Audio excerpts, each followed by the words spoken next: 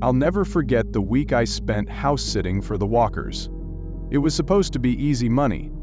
They were an older couple, kind, but a little peculiar. Their house was a sprawling two-story Victorian sitting on the edge of a dense forest.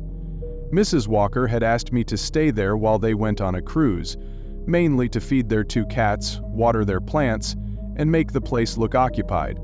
It started innocently enough. I arrived late on a Friday evening. The sun was setting as I pulled into their gravel driveway. The house looked like something out of a Gothic novel, tall, with intricate woodwork along the eaves and windows that seemed to stare back at you. It was old but well kept, though the forest behind it loomed like a dark secret. Mrs. Walker gave me a quick tour before they left. "The cats are easy," she said, gesturing to Mittens and Tux, who eyed me suspiciously from the staircase. "Just don't let them into the basement. And..." she hesitated. "One more thing. If you hear anything at night, just ignore it. The house has its kinchi quirks." I laughed nervously, thinking she meant creaky floorboards or pipes. But there was a flicker in her eyes that I couldn't quite place, a hesitation that stuck with me as they drove away. The first night was uneventful. I fed the cats, made myself a sandwich, and watched TV until I got drowsy. By midnight, I was tucked into the guest bedroom, a cozy little space with an antique 4-poster bed and a view of the forest. The house was quiet, save for the occasional meow or the distant creak of settling wood. Around 2 a.m., I woke to the sound of footsteps, slow, deliberate, and definitely human. My first thought was that the Walkers had returned for something they'd forgotten, but when I checked my phone, there were no messages. Heart pounding, I crept to the door and cracked it open. The hallway was empty. I told myself it was the house settling and went back to bed. But the footsteps didn't stop. They grew louder, closer, until it sounded like they were just outside my door. I froze, gripping the sheets, waiting for the knob to turn.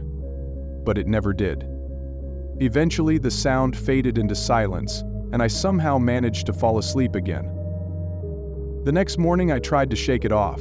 I chalked it up to my imagination, a product of being in an unfamiliar house.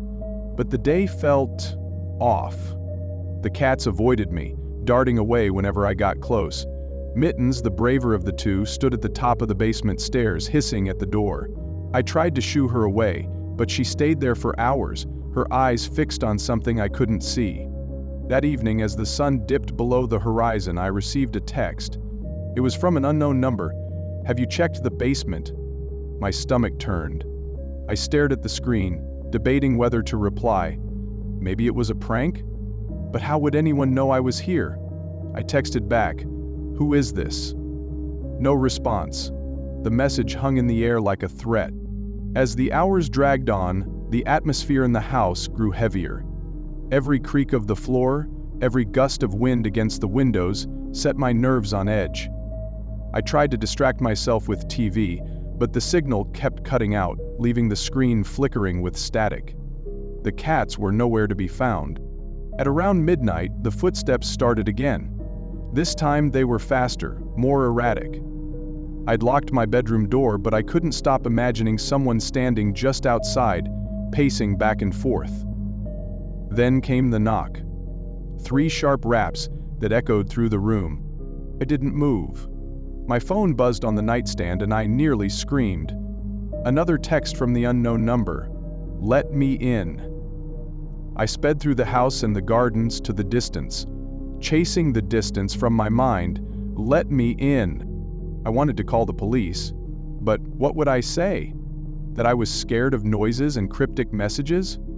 Still, I dialed 911, but the call wouldn't go through. No service. The knocking stopped, but the footsteps continued. I couldn't sleep. I just sat there, clutching my phone and waiting for dawn. When the first light seeped through the curtains, the house fell silent again. On the 3rd day, I found the note. It was tucked under the coffee pot in the kitchen, written in spidery handwriting on yellowed paper. It read, "Get out." That was it. No explanation, no signature, just those 2 words. I felt the walls closing in on me. Every shadow seemed to shift, every sound amplified. I wanted to leave, but I'd promised the walkers I'd stay, and part of me, the logical part, still believed there had to be a rational explanation.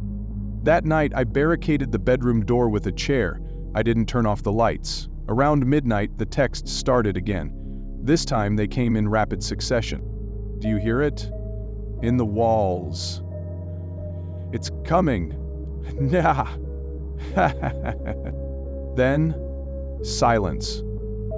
The air grew thick, almost suffocating, and then I heard it. A faint, scratching sound, like nails against wood. It seemed to come from everywhere at once. The ceiling, the walls, the floor. I pressed my ear to the wall and immediately regretted it.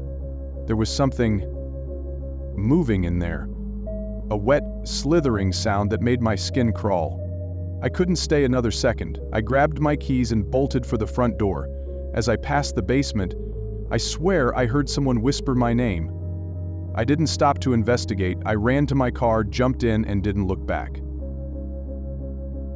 The next morning, I called the Walkers and told them I had to leave. Mrs. Walker sounded disappointed but not surprised. "Did you see anything?" she asked, her voice trembling. "No," I lied. "I just don't feel well."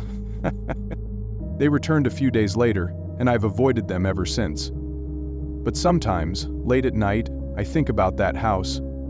I think about the footsteps, the texts, the scratching in the walls, and I wonder, what would have happened if I'd opened the basement door? I'll never know, and I don't want to.